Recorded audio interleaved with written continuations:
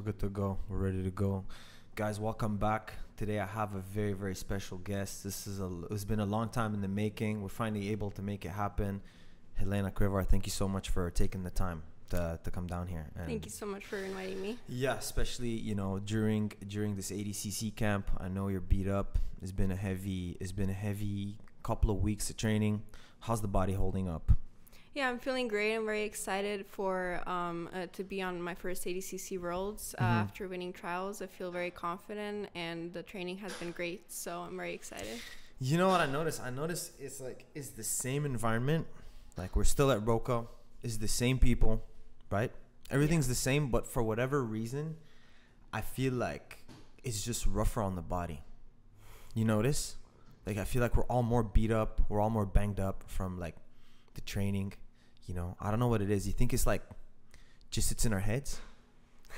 Yeah, the training is it's very like hard. We've been doing a lot of stand up, a lot of creativity drills, so it's definitely and a lot more longer rounds, like 10, 15, 20-minute rounds. Yeah, so it has been very tough, but I'm sure that'll make us more prepared. The rule set, I feel like getting ready for ADCC rule set is the toughest out of all of them. You've competed a bunch on all the rule sets. Would you say that rule set in particular is the toughest one on the body? Yeah, it's very different than other rule sets. It's very hard to score points at that tournament, and especially it being half of the time you don't get points. So, but I also like it because the first half you don't have to worry about getting scored on. You can just focus on trying to attack the submission or getting into a dominant position to make it easier for you to score at the last. Yeah. I remember sometime last year, when the Opens started, we were all doing them. We're all very like present in all the events. And then I feel like that got us pretty prepared for the trials, right? But the difference now is that in ADCC, the matches are going to be longer. So are you going to change anything? Are you going to tweak anything going into ADCC knowing that the match is going to be longer?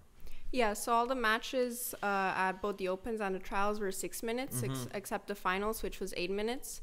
But here it's going to be the first quarterfinal and semifinal is going to be 10, and then the finals is 20. Yeah. I've done a couple of Who's Number One matches at 15 minutes, and then also a few super fights at 10 or 12 minutes. I also did a couple of 20-minute rule set matches, though I didn't make the whole 20 minutes. But it's going to be a little different, but since we've been training those long rounds, then I think it's going to be really fun to like go longer rounds, especially with such high level athletes. Yeah, for sure. For me, at least for me, one of the big lessons, so I was training yesterday with one of the bigger guys in the room, and my style is very like similar to yours. I feel like we both go for the kill all the time. You know what I mean? Like you know what your submission rate is? At the moment, I've had, I think over 300 fights now. Damn. And out of those 296 wins and 275 submissions. That's insane. That's freaking crazy. Yeah, obviously, I don't need to even mention that this is crazy. Yeah, no, I feel like we both always going for the kill. And I feel like pacing is going to be important, in those longer matches, especially in ADCC. We know how the athletes are showing up. They're coming in healthy. You know what I mean? They're coming in full belly, right? Yeah. They've done their strength and conditioning. They've taken their vitamins. They supplemented day and night, the fish oil, the magnesium, the zinc, everything. So I feel like this definitely will play. When we're going, especially now they changed the weigh-ins. How does that affect you? Yeah. So I usually don't cut a lot of weight. Right now, I have around 7 or 8 pounds from the 65 kg division. So for me, it really didn't matter too much if they kept it the same day weigh-in or the day before. Yeah. But it definitely is going to be a little easier for everyone to kind of get back on their regular weight on Saturday and Sunday. So I like it in one way. It's going to be easier to focus on the matches rather than like if you're gonna make weight or not. Yeah, so you don't have to worry too much about the weight cut. You're not gonna be dropping a lot of water, huh? No, I usually do more of a diet, and then I'm on weight the day of the competition. Diet, is it better than my diet? Eating yogurt first thing in the morning and then showing up nauseous. Helena, I'm about to throw up. Every morning, guys, in training, I'm complaining, I'm moaning, and then Helena, not a word. Inspirational. Role model to follow. Yeah, but what about after ADCC? I see you got a couple of trips coming up. I saw that you have a trip to South Africa. Yeah. How did that happen? How did you come about, choosing that country? Is it like something that, you wanted to do, just get away from the US a little bit, or is this something that's been, in the works for a while? Yeah, I've always wanted to do a lot of international seminars. So going to South Africa was what kind of like one of the first options. I thought it would be cool to visit South Africa and then also meet new people. I've done one international seminar before in England, and that was very fun. So going to South Africa is going to be another great experience. And Luke and Hannah are from there, and then also a couple of other people that I know. So it's going to be very fun. One of them is going to be in Johannesburg, which is going to be with ADCC South Africa. So it's going to be a very great experience. Oh, with Kurt? Yes.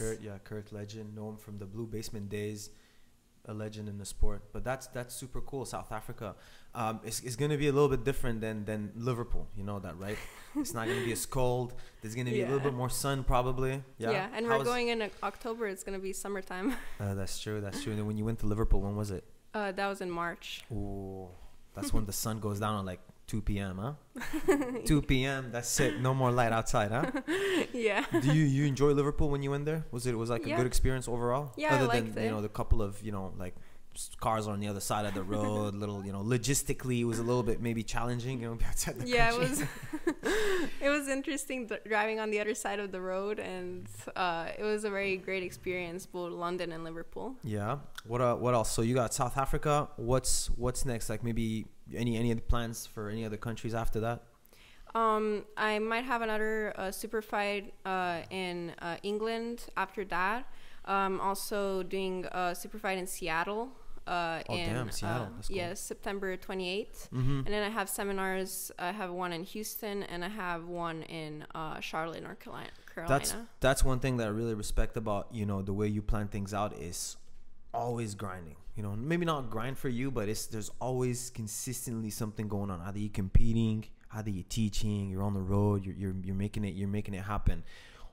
How do you find the balance, and then how do you like to maybe cool off at the end of the day or at the end of the week, or when you travel, do you also have some fun? Because for me, at least when I'm traveling, usually I'm planning the trip in and out, and I'm making sure that it's I'm in and out. I'm not really doing much. I'm not really sightseeing. What about you? When you travel, are we sightseeing? Are we doing much to have fun, to relax, to Yeah, so when we're in the US, it's usually two to 3 days trip. If whether it's a competition or a seminar, it's just more kind of in and out pretty much for the weekend. If I do have time, I like to go sightseeing, see the city and things like that. But if it's international, we usually take off around a week, because of the trip. Like South Africa, and when we went to Dubai, it's a 24-hour trip. Yeah. So you need time to rest and relax. But I'd say when I'm traveling, I like to see a lot of things. Yeah. So I usually when I have spare time in between, then me and my parents like to go and sightsee around. Okay. Yeah. Nature. Yeah. Yeah. Nature, just the structures or anything in the city. Yeah, architecture and things like that. Yes. Yeah. I don't know about that. What about Dubai? What did you guys do in Dubai? It's a pretty nice place, no? Yeah, we visited both Dubai and Abu Dhabi. So we got to see the Burj Khalifa. I got to do a safari, desert safari. That was very fun, riding a camel. Riding the camel. I was literally about to say, you didn't mention the camel. I'm disappointed. And also sand surfing. Sand surfing. I used to do, because I lived in Saudi Arabia. I lived in Saudi Arabia 13 years. And yeah, you go fast, huh? Yeah. You went all the way down? You put the... Yeah, there was one very high slope that I went down, and then unfortunately I had to climb back up, which took a very long time. That's where the strength comes from, though, no? Yeah. That's where that strength comes from. Yeah, no. From a very young age, you were disciplined. Everything has been good, and then we can see like how this is paying off right now, right? Like diet, sleep, everything has never really changed, huh? Who do you credit most? Who helped you instill that the most? Yeah, I've done sports since I was 3 years old, and it was pretty much my parents who always wanted me to be active and kind of try different things. So I did a variety of things like kajikembo, dance, ballroom dance, basketball, swimming, whatever, gymnastics. I tried all of that, ballet. But until I found jiu-jitsu, it was at 8 years old. Yeah. So that's when kind of what I started when I started competing. Yeah. So 5 years old, you said? 8. 8? Yeah. So how'd you find out about jiu-jitsu in the first place? We were like still trying out different sports, but I wanted to do strength and conditioning. So the gym where I went to also had jiu-jitsu, so the guy said to try that class as well, and then I just started that, and I found out that I enjoyed it more. You wanted to do strength and conditioning, you said? Yes. How come? Just lifting weights, or just like gymnastics? Strength condition, like cardio, things like that. Yeah. Like, it was like a kids class, strength conditioning type. Oh, I see. And so you say you tried gymnastics, you tried basketball, that nothing clicked? No. No, you didn't like it? No, it was okay, but it was never like I want to compete in this or I want to do this like all the time. Oh, I see what you mean. And all of that was in Las Vegas? Yes. Born and raised? Yes. Born and raised. Do you miss it? I like visiting it. It's more like a desert type. I like more like forests, ocean, things like that. But it's a great place. We still have a lot of friends there and people we know. So it's always exciting to come back whenever I'm competing and visit. But I also like Texas a lot. Yeah. What's your favorite restaurant in Las Vegas? There's a restaurant called Prince. Prince? Yes, okay. It's a Serbian restaurant. Oh, that's the one with the clouds of smoke when you walk in, but with the amazing meat. Is that the one? Yeah. It's called Prince? Yes. Prince after ADCC. That's it. It's done. Is there a place that you visited and then you're like, this is where I see myself living one day? You know, did that ever happen to you?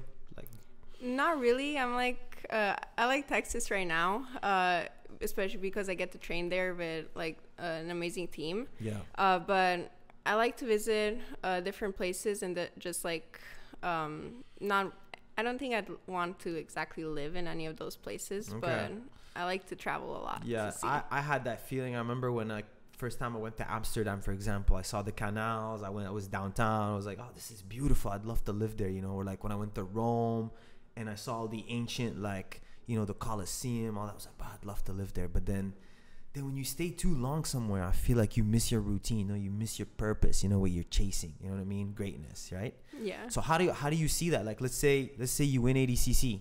What's next? Like, you just won the pinnacle. Like, what will keep you going? What's the mindset that keeps you going, grinding, and then like just always on the move? Yeah, I always think of like any competition as a goal to like set forward, and then usually I'm like back to training right away after the competition. Maybe like sometimes I take a day off, like just to like get back to the schedule and get some rest. But I'll just like continue training for my next competitions and just like focus on doing more competitions, more seminars. Yeah. Probably making instructional a new one, and just like continue. How's it been?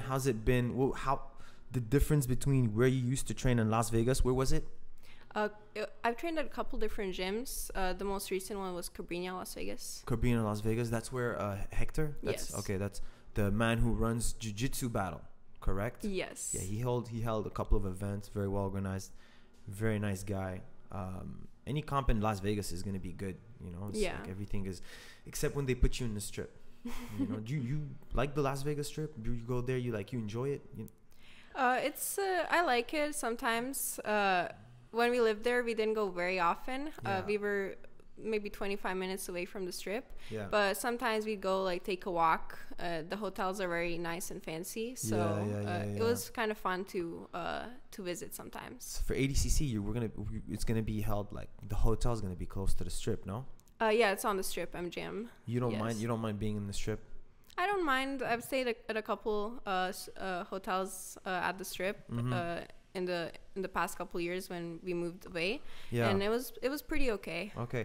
When we landing in Las Vegas, I noticed last time there was a massive lake.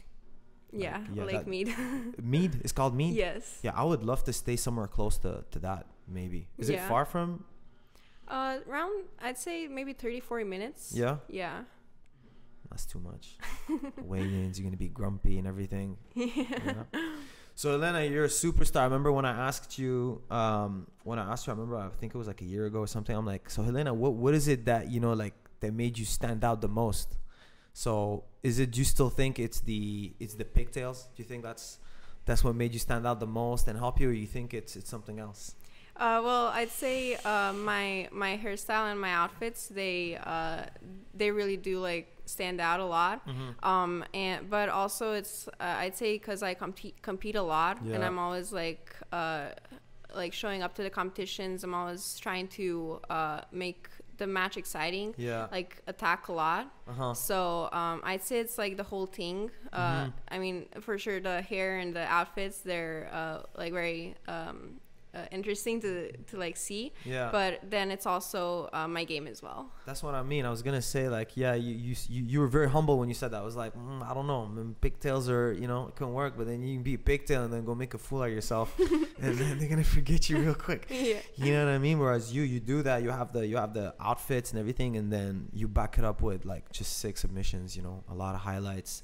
How'd you get into, because I know you design your own gear. How'd you get into that? What was the inspiration behind it? I started no-gi around 12 years old. Before that, I was kind of strictly in like training and competing in the gi. But when I was 12, I was like, I'll do a no-gi competition, even though I never trained no-gi before that. Now it's the other way around. Yeah. Now it's the reverse Uno. You know what I mean? Now it's no-gi, and then I love it. You do it all. I love it. Yeah. So me and my mom kind of wanted to we liked how like matching rash guards and spats. So we tried like something ourselves, and then my dad, he has a friend who does who has a company that makes different clothing. So we kind of like make this design, and then that friend he in his factory he makes the outfits. Okay. Where the ideas come from? Do you have like any idols growing up? Do you watch like cartoons or something? Like, is there someone in particular, like, you remember growing up, you're like, I want to try to be like that? Not like a particular person. We just like some superhero outfits or any designs that are that we think are cool, and different colors pretty much. Yeah. So Helena, you were telling me growing up you had like some kind of inspiration, like in terms of like, so you had like any superheroes you watched, any movies that kind of inspired you, anything that fired you up growing up? It was just like I said, like for the outfits, like different colors and different styles, just like taking inspiration maybe in for Halloween costumes. Yeah. So and pretty much that. Yeah. Growing up, did you watch any like superhero movies? I'm actually not a big fan of watching superhero. I don't think I've watched any Marvel movies. Really? Zero? Yeah. More like Disney. Disney? Yeah. I love Disney too. What's your favorite Disney movie? Any of the princesses, like Little Mermaid, Cinderella. Aladdin? Yeah, Aladdin. Aladdin's prince, though. Aladdin's a good movie. I love it. I mean, for me also, it was a lot of Disney. Superheroes, me neither. Like, I wasn't like very big on like Superman or Batman and all that. But your favorite kind of movies, let us know. It can be anything, like comedy, thriller. It just depends on the movie. Yeah. What about the Bollywood movies? I watched a couple Bollywood movies. I think my favorite one is Dangal. Yeah. Yeah. Yeah. Why'd you like it so much? It was like all the Bollywood movies. They have like a mix of everything. Like all the genres. They have like some music, some dance, some kind of action, everything. Yeah, I remember. I watched that movie with Davis. Actually, we were in Boston for Christos's event. We had an Enigma, and then it was like the event was like the next day. It was like later on at night, right? And then Davis is like, bro, you gotta watch this movie. Dangal is the best movie ever. You know, because for me, he sold me when he told me that it was like based on a true story. Whenever there's a movie based on a true story, I'm all about it. You know what I mean? Because it's true. It's easier to inspire you. You know what I mean? Yeah. And then he's sitting there on his phone. He's trying to connect his TV to the thing. He's working hard. So he doesn't get it. I'm like, Davis, don't give up. He's like, bro, I give up. That like, then I don't know what it was. It was like some little like Bluetooth connection or something. We ended up watching it with no subtitles. It was all in Indian, but he had watched it like 15 or 16 times. So he's explaining to me what was going on. Really, really good movie. Very inspirational. Yeah. Yeah, I loved it. I mean, that's something also I wanted to ask you about. You know, like in jiu-jitsu, it's mostly like most of the training rooms, there's a lot of guys in there. You know what I mean? And you started at a pretty young age, right? And then like, did you have trouble finding training partners, good training partners? Did you ever feel like, okay, maybe this is not a safe one for me? How would you advise someone listening, maybe young lady, you know, struggling to, you know, find guys her size, you know, and then trying to get good training? Well, how did that work out for you? Yeah, so at first, of course, I was in the kids class, but I was always like a taller kid and a little bigger for my age. So I kind of outgrew the kids class pretty quick. So I was already 11 or 12 years old. I joined the adult class. So there were a couple teenagers at that class. That was even before Cobrinha. But as like I started like competing more and kind of getting into more like tough competition, I just found like training partners who were in Cobrinha. There were like some girls that were pretty good, but again, there was always more guys in the class, so I would end up training with a lot of guys that are like my size, purple brown belts, and they were good training partners. I trained with white belts sometimes, but just like making sure that they were my size and like safe to train with. So and just like finding a safe training partner. Sometimes when I train with big guys here at Roca or before, I'd always like make sure to start carefully, like see that they're not like going too crazy. But but pretty much most of my training partners are amazing, especially here at New Wave. So just like the advice for girls, like just find guys that are your size, or guys that won't go too hard on you, and that you can flow with. Yeah.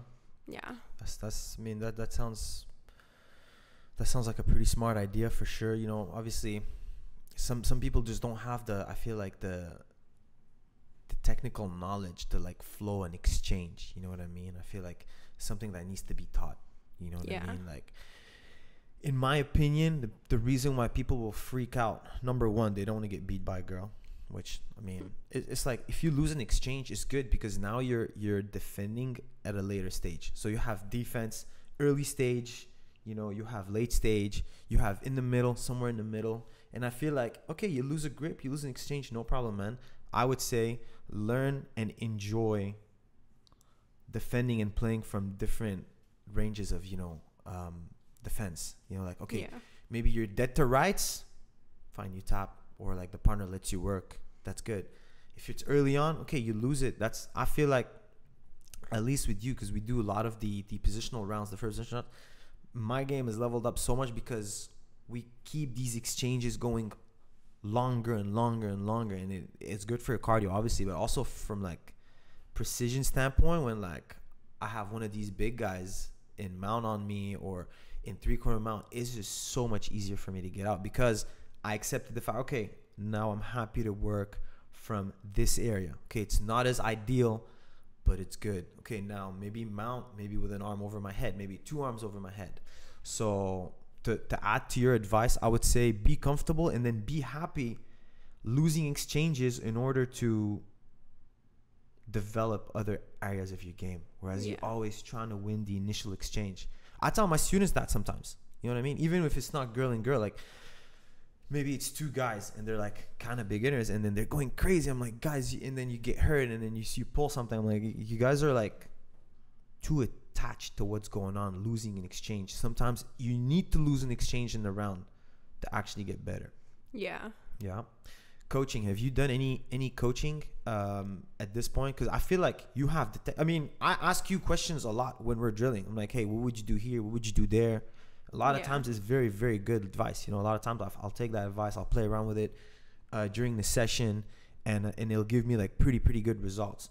What about coaching? Is that something you enjoy doing? Teaching? Is that like something you see yourself doing down the line, or you don't have the patience for that? Yeah. I've done like a few seminars. I started doing seminars when I was 15. That's crazy. And I also started doing instructionals when I was 14. Instructionals, they're a little different because you're not directly coaching a person. It's just like them watching from the screen. But seminars are like very fun to do because I can help the participants kind of like more in detail and kind of fix on their mistakes or anything. And also when I'm doing my seminars, I do Q&As at the end. Yeah. So if they need like any advice on any of the techniques, then it's going to be a lot better. So I enjoy that. It's very fun. I've also taught one class in the past when I was still in Vegas, like a class from beginning to end.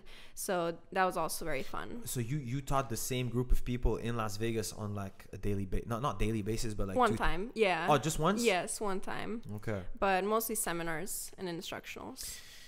That's cool. Do you is that something you'd like to do one day? Like, I'm not saying you like take over a group and then like dedicate yourself and be their only coach, but is that something you see yourself doing one day, or like you think you would enjoy? I mean, yeah, one day I like to open my own gym and you know have my own students. And Las Vegas? No, not Las Vegas. Serbia. Not. Serbian background, guys, by the way, right? Yes. You're beautiful, fucking amazing. You know what I mean? The water, the meat, everything is just amazing quality, no? Yeah. Where would you want to open the gym? Somewhere not sure yet. Probably like. If you have to open it now, like today, you have to pick a spot right now. Well, I live in Texas, so I'll be in Texas. No, like Costa Rica or something by the beach. No. By the ocean, go fishing. No. Not really. Yeah. Do you like doing fishing or hunting or things like that? Any of these activities that I don't know connect you to your food? Yeah. I haven't tried fishing. I've tried like archery because my dad does it like just a couple times. Oh, sick! Very good. But nothing like that pretty much. I've done rock climbing a couple times indoor. Okay. And hiking. Okay. So. But wait, going back to coaching real quick. So you said you focus mostly on instructionals and on seminars. Yeah. What about online? Is that something you think you'll be doing, like a coaching program online or something like that? Like if someone hits you up, reaches out to you on Instagram or wherever else, and they have like questions for you, they want advice, do you do these kind of things? You like would you take someone on and like try to guide them through their journey in their jiu-jitsu? At the moment, I'm like focusing on instructionals because then I can focus on one topic and give like a lot of techniques through there. Yeah. But maybe sometimes I might like do like technique breakdowns or like post a video of a submission I've done or a move I did. Yeah. On Instagram, and that way people can study it. Yeah. But also on my seminars, I always ask the instructor what they'd like me to teach, like what kind of topic. Yeah. So that that way like I can cover different areas of that topic. Yeah, no, for sure. For me, honestly, I got lucky when I came in here in Austin. Like the first year, I was relying on flying around, teaching seminars. Then I got lucky with a gym called Black Widow MMA, close to where we train at Roca, and they have a jiu-jitsu program that needed a coach, and then I just luckily ended up being in a position to do it. And then sometimes like you'll have a day in training where it's like you I wouldn't say but there's no bad day in training, because you're just gonna end up problem solving more. You're gonna have to put more thought into it, you know what I mean? But like some days it's a little more rough, you're the nail a little bit more than the hammer, you know what I mean? and then you go into practice, and then I don't know, sometimes like going to a room of students, seeing them get better, seeing them improve can help remedy that. It's good. It's something I didn't think I'd enjoy that much, but it's pretty cool. You know, obviously during a camp it's a little bit, you know, hard because you just had 2-3 sessions. Sometimes you go and you got to deal with the group. It's a little bit hard, but I feel like it's still an aspect of jiu-jitsu that, you know, we don't have to do it, but I think it's a pretty important thing to do, you know, as athletes, like coach as well, especially where the sport is right now. I feel like obviously there's more and more money in competition, but we're gonna end up doing some kind of teaching, some kind of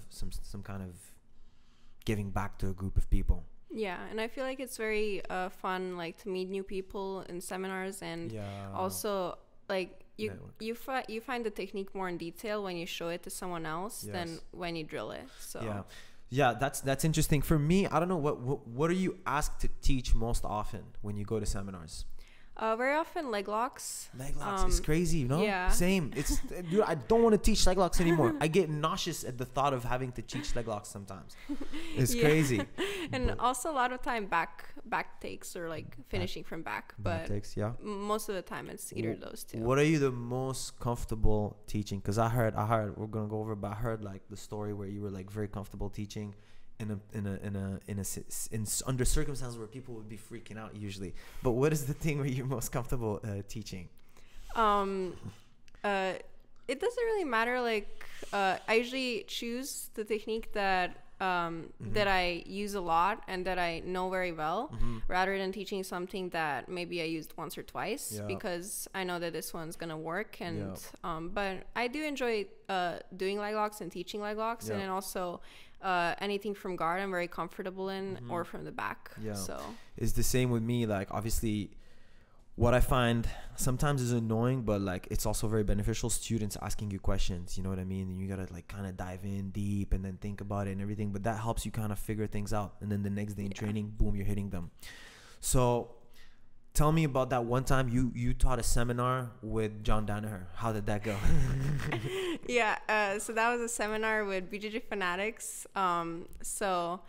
I got to teach along with Professor John, Gordon, Nicholas, and it was me. So it was like John would tell me the day before that he wanted me to show a technique, figure 4 top lock armbar. So we went in order. John taught first, then it was Gordon, then Nicholas, and then it was my turn. Okay. So there were around 30 or 40 people at that seminar, maybe 50. Okay. But it was like teaching in front of John and Gordon and Nicholas. It was like very exciting, and I think I handled it pretty well. Being 16 years old. Yeah, that's what I heard. I heard you were like just like nothing. You know what I mean? It was crazy. I'd be freaking out. Actually, I had a crazy dream last night. I had a dream that I was teaching a class, and then Gordon was there taking the class. And you know when you're teaching a technique and someone's like he sees the value in what you're teaching, and they're like nodding their head. They're like, yeah. This is the craziest dream. Yeah. Describe how much sweat was pouring from Nicholas Marigali's forehead while he was teaching, and why do you think that is? He was probably very nervous. He was freaking out. I'm freaking out. I'm sweating right now. I don't know if you guys can see it, but yeah, just thinking about it. Yeah. But I was sweating as well, but I don't think I showed it a lot. But he was very red and sweating when he finished. What do you think? Do you think it's the language barrier that was like making him nervous, or is it just like John's presence? Probably like everything combined. Yeah. It's a mixture of everything, huh? Yeah. I remember once actually in Puerto Rico, I was doing this backside entry from 50-50. And at the time, it was a nice slick way to get into it. And then John asked me to teach in Puerto Rico, and you had everybody, like, even like before the team split and everything, you had like a lot of heavy hitters in the room. And it was hot in Puerto Rico. I was pouring so much sweat. It was insane. You know what I mean? But sometimes we go into training in the morning, you know what I mean? You get put in the middle to teach or to demonstrate something, and there's nothing that's going to wake you up more than that. Yeah. You know what I mean? Being in the center. You had to be in the center once, no? Yeah, I had. Yeah. How long was that? How long did it feel? It was only one technique, so it was like 2 to 3 minutes. But I made sure to pay attention and do everything right. Listen, Yeah. you listen. You just listen. Listen. Yes. Sometimes it doesn't make sense in your head. Doesn't. You just do it. Yeah. You're like, oh damn, this is crazy. You know, I find it crazy sometimes. Like we have a teammate called Reese. For me, he's the MVP, the most valuable guy in the room, without a doubt. He'll be doing something and John will hit a sick move that I haven't seen. I'm like, yo, thank God Reese listened and put his weight where he wanted to be. Because I would have never, like, I would have put my weight somewhere wrong. I would have freaked out. Wouldn't have gone well, for sure. I don't know. Look, it's been a while for sure that I've been training with John and everything. But this is something like, it feels like competing. You always have a little, you still get nervous when you compete?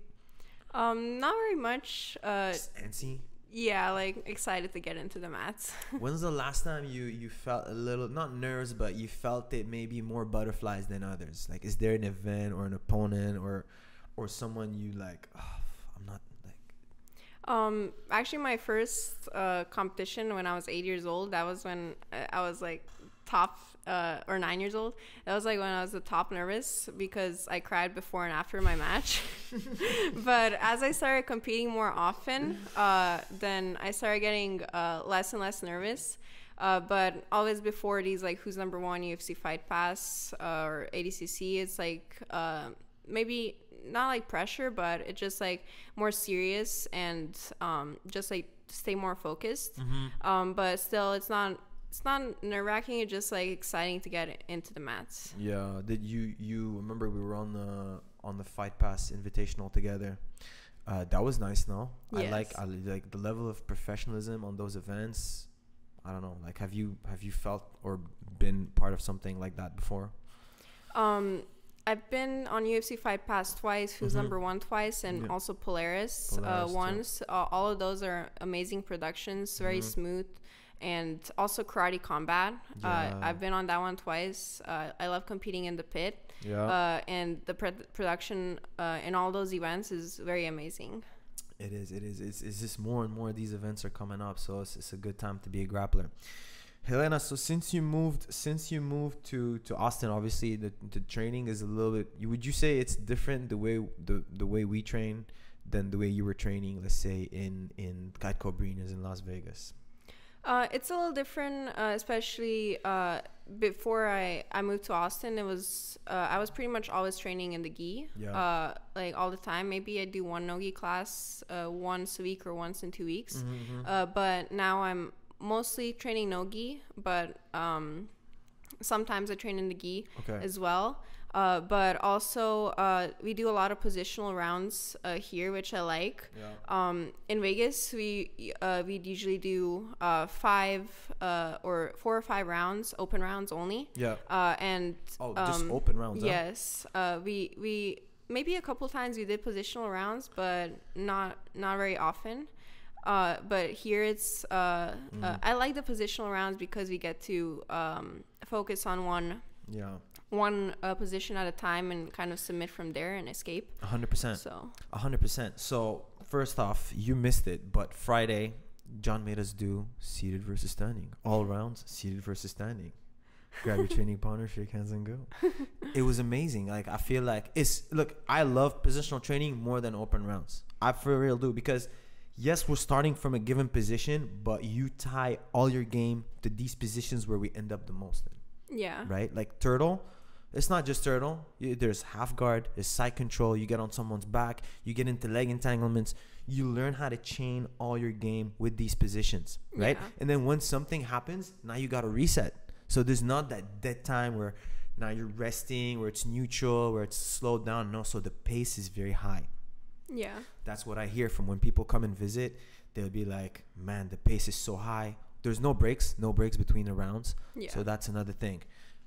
But I mean, I know a lot of people complain. Not really, not that much anymore. But I remember when we were in New York, we were in the blue basement, and then when John added more position rounds, I remember a lot of the guys were complaining, well, we gotta roll, we gotta do this or that. At first, for me, it's a change. You gotta adapt. You gotta get used to that new thing. But I feel like over the years, and still now, these same positions that we do, I'm still learning. I'm still figuring things out. My awareness with what's happening and like the problem solving from these positions is just way more in depth, is way more precise. And I feel like it's just a way more efficient way to train. Do you know what I mean? Like, yeah, and especially when I'm doing the open round and like someone passes my guard or takes my back, it's a lot easier to know how to get out of those positions. Or if I take someone's back or get to mount, I can submit them a lot easier than before. Like I'd be a little confused like how to get out of a position. So it helps a lot kind of chaining those positional rounds into the open round. If you had to change, if there's one thing you prefer more about the training you had in Las Vegas and the one you're having now in Austin, what would it be? If there's one thing, just one thing. I like it. I like that we're doing right now a lot of like longer rounds. Okay. But maybe sometimes it would be fun to do maybe 3 or 4 shorter rounds. Rather than one long round, but I really like the positional training, and I don't think like I changed that. So maybe like instead of doing 1 15-minute round, do 3 5-minute rounds sometimes. Then you get different looks and things like that. Yeah. What about the music? I thought you were gonna say maybe if we could have music playing while we're training. I'm pissed you didn't say that, but yeah. What about that? Would you change that? I'm fine with like not having music. All the other gyms I've trained at always had music, but I think it's just something that you need to get used to. It's different, but I'm still fine with that. Yeah, I remember we've tried many times. It's not lack of trying, you know what I mean? Because when we were in New York, when we were still in New York, we would walk into Henzo Gracie, and then the first floor is Muay Thai. And Muay Thai, they had these massive speakers. They're blasting music, hitting pads. You're walking in, you're buzzing and everything. You go down, it's quiet, and it's the fans. They have like these very loud fans, so there's no music. You know, like if you watch these old videos, these old vlogs, like the old Polarises when they were like filming Gary Toner, Eddie Cummings, you would hear like the fans. And then let's say it was the second or third session of the day, and it's hot. It's a basement. It's like super humid in there. You know what I mean? And John is teaching, and you know John doesn't scream. He doesn't speak loud, so it's like these fans, everything. It was so easy to fall asleep like during instruction. It was rough. So a little bit of music would have helped. But I remember his reaction was never. We never even got close. You know, sometimes you persist like a salesperson. You know, you come up to someone, you try to sell them on something once, twice. We never even got close with John. You fools. The gods of martial arts or something like that. You know what I mean? So we just gave up, and then I feel like, I don't know, Roca's big space, there's no fans. It's not as easy to fall asleep. But it's good.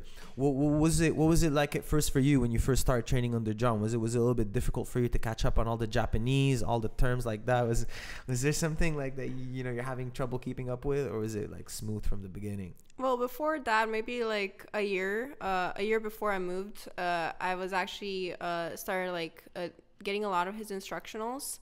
So the Japanese, I kind of learned through the instructionals, but the first time I came to visit, it was a little different, but I've trained at a lot of different gyms, like, so I just like made sure to like follow the directions of what he was teaching and kind of like go through the class, and I'd say I kind of got used to it very quickly. Yeah.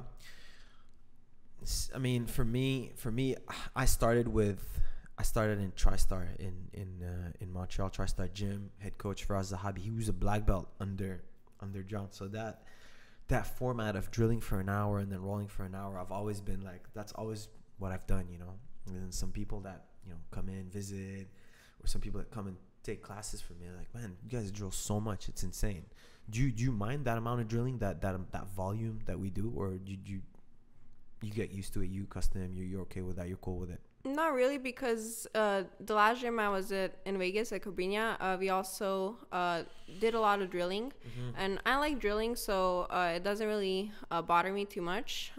Sometimes it's kind of I like it when we do like just 15 minutes of drilling, but sometimes I like it when we drill like for an hour. It's fine too. It's like all depends on what we're drilling, and I like learning the new techniques. So yeah, I feel like if for me, when I mix it up, so when I play with the length of like the class and the technique, I feel like they can kind of expect what's going on, and like you get in, okay, they know this class is going to be a little bit longer. We get in maybe another day, okay guys, it's more creativity drills, it's more like just doing this, getting in and out. I feel like that's how you get best results. You know, you mix it up. Because I mean, like it or not, you know, if you're redlining every day, it's not going to be beneficial for you, right? Yeah. I mean, I feel like your immune system starts to shut down. No matter, even if you're doing everything perfect, something's gonna you know, go wrong. I feel like your immune system, your joints, maybe your skin health, I don't know, something. I feel like if you're redlining all the time, something's gonna go wrong. Yeah. What do you like to do for recovery? Usually I train twice a day, 5 days a week. So, and on the weekends I make sure to like rest, maybe go out in nature, just recover, sleep around 10 hours. I love that. And that's amazing. Straight, no interruption, uninterrupted. No. What's your secret to like sleeping so like, because people like, I mean, obviously some people struggle to fall asleep, stay asleep, you know? I don't know, is there like, do you have like a meditation guided app or like guided meditation? I mean, or like, no, or just close your eyes and you're out? Yeah, just pretty much it. Body scan? No? No. You know, like you do body scan. Like that's some of the guys, you know, mess with me after training. I'll lay down, like I'll be like just on my back and I'll do body scan because my back just beat up, destroyed. That's something I like to do after training. It's like 10-minute timer, body scan. You just redirect your attention to different parts of the body. You ever tried that? I haven't. You don't need it, huh? I just stretch before class, before every class, and I'm pretty much fine. Yeah, sauna? Yeah. You're not a big fan of the sauna? I've tried a sauna a couple times. I'm okay with it. Like if I need to cut weight. If I need to cut weight, that's the problem. You relate the sauna to cutting weight, but it's I see you. I mean, I get you. Yeah. Yeah, but also like doing cardio, like running, sprinting. Sometimes I do that to cut weight rather than sauna. Okay. Yeah, so I feel like it's good because the sauna, apparently my nutrition was telling me that it brings the body temperature like really high. It's not optimal for you. Yeah. You know what I mean? Yeah. What about the ice bath? Do you ever try like jumping in the ice bath or things like that for recovery? Yeah, I've tried an ice bath a couple times. Tried it 2 times and I got sick after both times. You got sick after both times, huh? So I don't do it anymore, but that's what I was telling. That's what I was telling Chris. Was like, oh, how's the ice bath going? I'm like, I had, you see that freezer over there? Yeah, that I used to just, it was freezing water cold and I would jump in there and then do an ice bath for like 3 minutes. But then I started noticing like, okay, why am I about to catch a staph infection? Why do I feel? Now I was listening. It's like it's not. I feel like for us, especially because we're redlining and we're taxing our nervous system and their endocranial system. I don't know how to pronounce it in a better way, but you're already like in a fight or flight for so much that when you add that to it, like your body can't handle it. You know what I mean? People say, "Oh, but I feel amazing after." Yeah, because you're in your head. You're about to die in this water. Your body doesn't know the difference. Oh, he doesn't know you're doing it for 2-3 minutes, whatever the case may be. In your mind is, I'm about to die. And then you go out. Of course, you survive. Now your body's happy.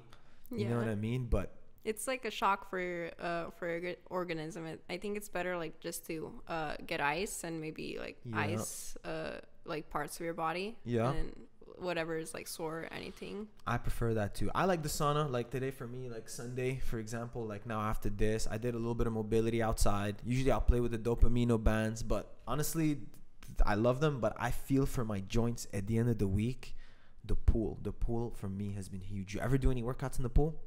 Not really. Sometimes I like swim for fun, but not like strict workouts. I'll put these goggles on and then I'll go in the pool. And then I'll do a lot of like stance and motion in the water, feints, set up for you know, getting to your collar ties, getting to your tie-ups on the feet. I'll do like 15-20 minutes. And then honestly, I'm starting to feel the benefit when I go on the mats and do it. Yeah. The pool, the sauna. I mean, I'm also 31, you know, so a lot of injuries over the years. I've had surgery on my knee. In the past couple of years, I had, you know, IT bands lock up here and there.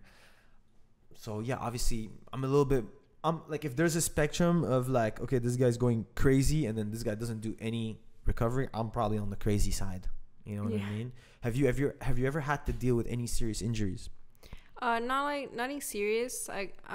In the past when I was in Vegas, a couple times, like I had to sit out, but it was nothing like bad. I'd always make sure to go back to training as soon as I'd feel okay, and just like drill as much as I can, and just like make sure that I'm like training properly. Yeah, you like to study tape?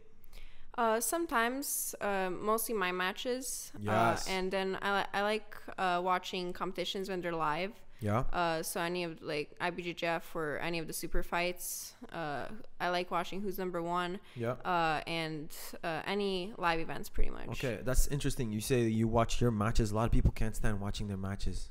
You know what I mean? Especially like for me, at least, I'll rewatch like my WNO. I'll rewatch ADCC. I'll watch matches that didn't go my way.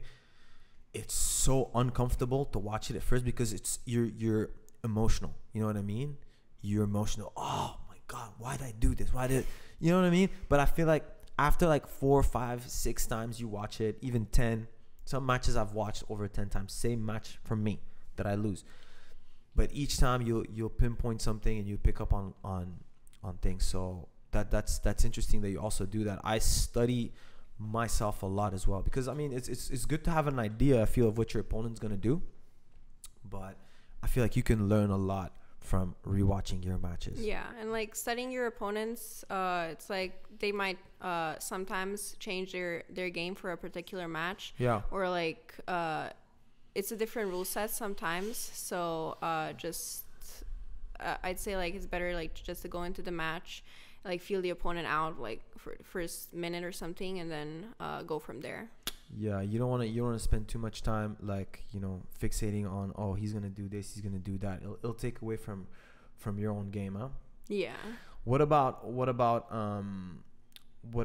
know, physiotherapy or like chiros, or you ever play around with some kind of treatments for like nagging injuries or things like that, or you've never really played around with that? I've never tried either physical therapy or chiropractors. I've done a couple times hyperbaric chamber. Oh, that's true. You were telling me about that. Yeah, and also cryotherapy. Yeah. Oh, damn. Okay. Just a couple times. I feel like cryotherapy was better than ice bath. Cryotherapy, yeah. But I don't like do it like in a regular basis. Consistently? Just like sometimes, yeah. Yeah. If you weren't a grappler, what would you be? If like, okay, so like for me, for example, I'll tell you, like before I became a grappler, obviously I wanted to become a soccer player. I wanted to be a professional athlete. But when the professional athlete kind of took a backseat for a couple of years in my life where I wasn't too sure what was going on, I wanted to be a physiotherapist, like work on athletes, because I just wanted something, you know, that revolved around sports. Yeah. But you, is there something like growing up you're like, man, you know, I'd be happy to do this or that, you know what I mean? What would it be? What was it? Like I guess sports, I'd probably always like do some kind of sport. I don't know if I'd want to compete in any of them, just do them for fun. Yep. But I like baking. So maybe that would be like fun to do. But yeah, pretty much at the moment, just jiu-jitsu. Is it baking? No, baking, I know. I mean, you bless us. Helena blesses us, guys, for the listeners. She blesses us maybe like once a month or sometimes even more often than that with massive amounts of bakeries. And then usually I shower right away. I come back, there's like crumbles, like barely anything for me to eat. So it's a little bit heartbreaking, but no, I do agree with the fact that this is a talent of yours that, you know, people should know. If you ever open a gym, I think you should have a coffee shop next to it, you know, have some carrot cake, I don't know, tiramisu, whatever, you know. What's your favorite thing to bake? Cookies, or I like baking for holidays, so I usually pick 3 or 4 recipes and kind of decorate it towards that holiday. Okay, what's the next holiday? What's coming up? Halloween. Halloween, you gonna wait till Halloween? You're not gonna do like an ADCC bake sesh, no? Maybe I can do that. Yeah. ADCC motif, you know, just make the cookies in that shape. You know? Yeah. T-Mobile cookies. Yeah. What do you think? Las Vegas cookies. Las Vegas cookies. What flavor is it gonna be? Chocolate. Yeah. Maybe. Vanilla. Yes. Vanilla is good. How'd you get into baking? My mom always liked making sweets, so maybe I was like 10 or 11 and I wanted to do it with her, so I just like started trying new recipes, and then like my parents bought me a couple of recipe books and some more like tools for baking. You gotta do a recipe book now. You need a recipe book. Yeah, and also I take recipes from Instagram and just try them out. Yeah. If for the listeners that don't know, guys, by the way, Helena is moving merchandise right now, right? Moving merchandise. What do we got on the website? Let us know. Yeah, I've got keychains, mugs, shirts, hoodies, a puzzle. A puzzle? Yeah. That's amazing. How did that, that's such mouse pads and towels, and then also an action figurine. Action figurine. So now you're the superhero. Yeah. That's it. Yeah. That's amazing. And then you're getting good response so far, no? Yeah, it's been pretty good. That website, yes. Yeah, it's moving nicely. Yes. What's the website? What is it called? HelenaJujitsugirl.com. HelenaJujitsugirl.com, guys. Go check it out. No promo code. You pay full price. You don't ask for promo code. You pay full price. I don't care. You tip. You pay double. That's amazing. How did that idea come up? Like, what you feel like the fans were asking? There was a big demand. Like, is that what kind of pushed you to do it? Yeah, my parents do like customized printing, so we were able to do a lot of different products.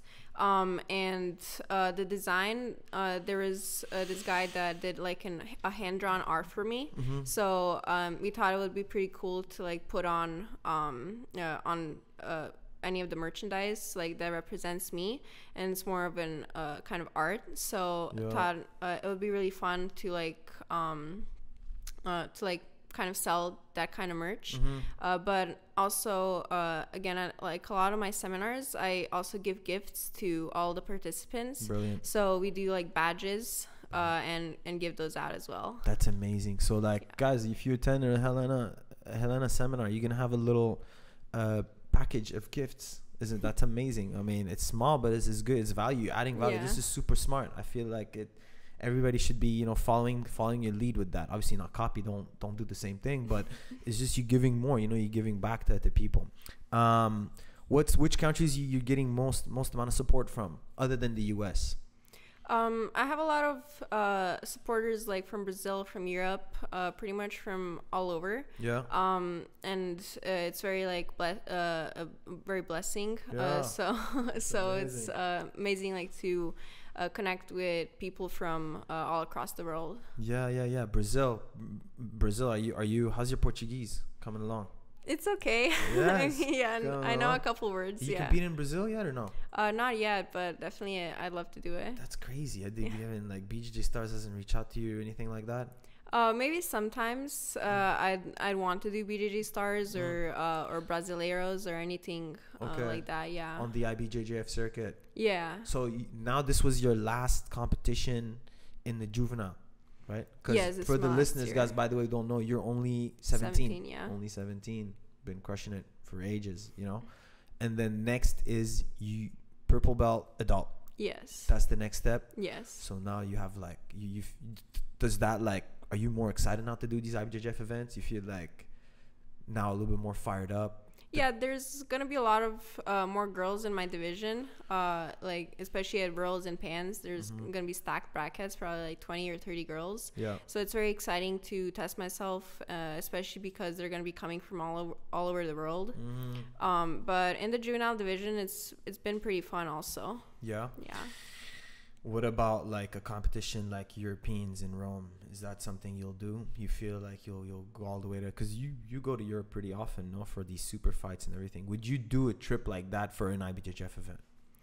Yeah, maybe I would like to do like a Grand Slam year. Maybe next year, the year after. I'd like to do like all the major IBJJF tournaments. Yeah. What about there's the World Pro? The World Pro, is that still around? Is that? Yeah, I actually did it last year in Abu Dhabi. It was great. I'm not sure if I'm going to do it this year again. Maybe I will. Depending like on the schedule, closer to, it's in November, I believe. So yeah, I definitely want to do more of those as well. That's amazing. Guys, this has been, Helena, thank you so much. It's been really good chatting with you. ADCC's coming up. Anything else you want to plug? We talked about the website. You guys can find her instructionals on BJJ Fanatics. If you have to recommend one instructionals, the top one, what would it be? The best selling one was the home drills. So there's like over 100 drills that you can do at home Awesome. on that instructional. But also I have other instructionals in both gi and no gi. They're all most of them are based on submissions, but I also have a good one that's reversals into top position. Okay. So all of those are I'd say great, depending on what part of your game you want to like develop more. Did it surprise you that the one that sold the most is the home drills? I think it was maybe because I released it like around 2020, 2021 when people were still like training at home. So it kind of helped like everyone to like have like a direction of what to drill at home. And it was drills that I also used when I was training at home. So I think it's Do they need any equipment, or they gotta hold the parent hostage or something like that? Who are they practicing on, the dad or the mom? What's going on? Either a grappling dummy, which is what I used, or if you have family member, friends, anything that you want to use. Family members. I'll get crafty. I'll take a garbage bag. I'll stuff it with towels. We'll figure it out. You can figure it out, no? Yeah. That's awesome, guys. So the instructionals, the website, keep your eyes on Helena for ADCC. He's gonna do amazing. Like in your bracket, I forgot to ask you about the bracket. Is there one opponent? Because now there's 3 divisions, right? Yeah. You're doing the minus 55? Minus 65. Minus 65. Because it moved. It wasn't the one with Fionn in it, huh? No, I think it used to be minus 60 plus 60. 60 plus 60. But Fionn was at under 55. So Okay. right now in under 65, there's Bia Mesquita, Ana Carolina Vieira, Amanda Levy, Brianna St. Marie. So she's in under 65? Yes. Oh, nice. Okay, cool. Yeah, so it's going to be amazing to like test myself against some of the best girls. Did you find it surprising that the CJI decided to hold a female super fight, that she decided that Fionn decided to move there instead of staying ADCC? I mean, it was her choice. I know that both are like amazing options. Like ADCC is like one of the top competitions, and CGI has like the great prize money. So what both competitions are doing is amazing. But yeah, it's like fine with like what Fionn did, but yeah. I mean, look, she already won ACC, she already won Worlds in Nigi, in Nogi as well. So I get it. I mean, obviously legacy is also cool. Like you say, I won this X amount of times. It puts a lot more weight, but I get it. You know, it's careers are long nowadays. Like athletes' career are longer. Like doesn't mean that she's never gonna go back into that competition. You know what I mean? Yeah. Is there one of the opponents you're looking forward to the most? Not really. Whoever, I'm not even sure like how they're gonna put the brackets up, so I could get any of the other 7 girls like first, second, or third round.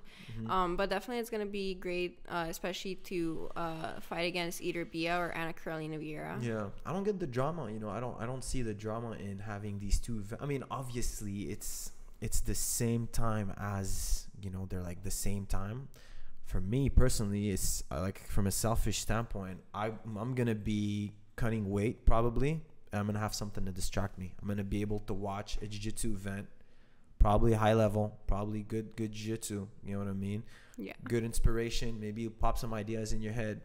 I don't see the negative part of it from me, like, but it is what it is. Anyways, this time is for real. Guys, Helena, thank you so much for your time. I appreciate you coming out on a Sunday, you know, when you're trying to relax and rest, and then have me, you know what I mean? Like, I know it's a heavy task, you know, big task, but thank you again, guys. Make sure to you know, if you have need any help, Helena's here to help. You know, she's super technical beast. Go support her stuff, and thank you for supporting. Thank you so much. Thank you. We're out. That's it.